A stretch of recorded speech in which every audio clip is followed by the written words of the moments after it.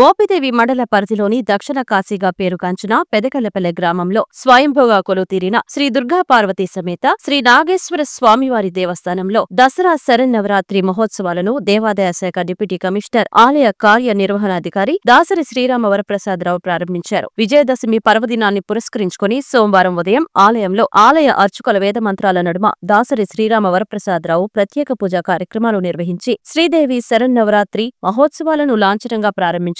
గణపతి పూజతో కార్యక్రమాలను ప్రారంభించగా శ్రీ దుర్గాదేవి అమ్మవారు శ్రీ బాలా త్రిపుర సుందరి దేవిగా భక్తులకు దర్శనమిచ్చారు. ప్రభాత సేవ, మంగళ వాయిద్యములు, నిత్య బలిహరణ, గణపతి పూజ, మండపారాధన, అఖండ దీపారాధన, కలశ స్థాపన, సహస్ర నామార్చనలు, నీరాజన మంత్ర పుష్పములు కార్యక్రమాలను శ్రీరామ వరప్రసాదరావు చేశారు. దసరా శరన్నవరాత్రి మహోత్సవాల సందర్భంగా ఆలయంలో నిర్వహించే ప్రత్యేక పూజా కార్యక్రమాలకు సంబంధించిన వివరాలను ఈ సందర్భంగా దాసరి శ్రీరామ వరప్రసాదరావు వెల్లడించారు. ఆలయానికి వచ్చే భక్తులకు ప్రత్యేక ఏర్పాట్లు చేసినట్లు ఆయన పేర్కొన్నారు. కృష్ణా జిల్లా మోపిదేవి మండలం పెదకళ్ళేపల్లి గ్రామంలో వేంచేసి ఉన్న శ్రీ దుర్గా నాగేశ్వర స్వామి వారి దేవస్థానంలోని అమ్మవార్లకు శరన్నవరాత్రి ఉత్సవాలు ఈ రోజు నుండి ప్రారంభమయ్యాయి.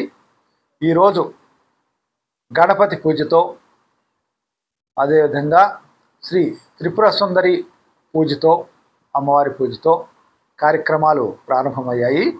ఈ రోజు నుండి అంటే 22 నుంచి 2వ తారీఖు వరకు కూడా ఈ ఉత్సవాలు జరుగుతాయని భక్తులకు తెలియజేస్తున్నాము.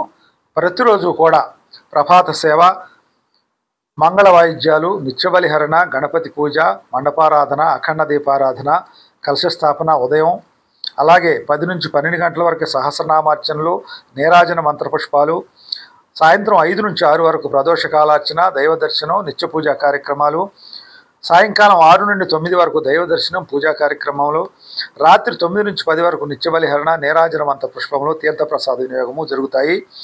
2వ తారీఖు విజయదశమి రోజు రాత్రి 9 గంటలకి శ్రీ స్వామివారు మరియు అమ్మవార్ల గ్రామోత్సవం మరియు శమీ పూజ జరుగుతుంది. ప్రతిరోజు కూడా అమ్మవారు శ్రీ దుర్గమ్మవారు ఒక ప్రత్యేక అలంకారంలో దర్శనమిస్తారు. ఆ అలంకారానికి సంబంధించిన పూజా కార్యక్రమాలు నిర్వహించబడతాయి మా అర్చక బృందం చేత. కావున భక్తులందరూ కూడా ఈ శరన్నవరాత్రుల్లో అమ్మవారిని దర్శించుకుని తీర్థప్రసాదాలు స్వీకరించి అమ్మవారి ఆశీస్సులు పొందవలసిందిగా కోరుతున్నాము. భక్తులకు ఏ విధమైన ఇబ్బంది కలగకుండా దేవస్థానం అన్ని ఏర్పాట్లు చేయటం జరిగింది.